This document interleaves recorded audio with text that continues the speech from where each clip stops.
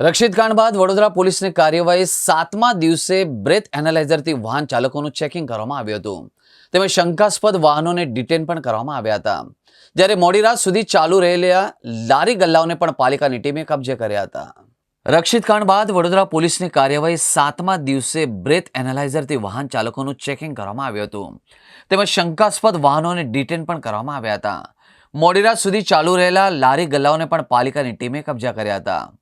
વડોદરા સહિત દેશભરમાં ચકચારી ભર્યા કારેલીબાગ રક્ષિત કાંડ બાદ હવે મોડે મોડે સફાળી જાગી ઉઠેલી શહેર પોલીસ દ્વારા કડક કાર્યવાહી કરવામાં આવી રહી છે. છેલ્લા કેટલાય દિવસથી શહેર પોલીસ દ્વારા જુદા જુદા વિસ્તારોમાં બુટલેગરો પર તવાઈ બોલાવવામાં આવી રહી છે. તેમના મકાનોને પણ તોડી પાડવામાં આવી રહ્યા છે. દિવસ રાત શહેરના રાજમાર્ગો પર ચેકિંગ પણ કરવામાં આવી રહ્યું છે. અને ખાસ કરીને પાનના ગલ્લા સહિત દુકાનો પર અસામાજિક તત્વો બેસી રહેતા હોય છે, ત્યારે તેમને ડામવા માટે પોલીસે હવે નાઇટ પેટ્રોલિંગ હાથ ધર્યું છે.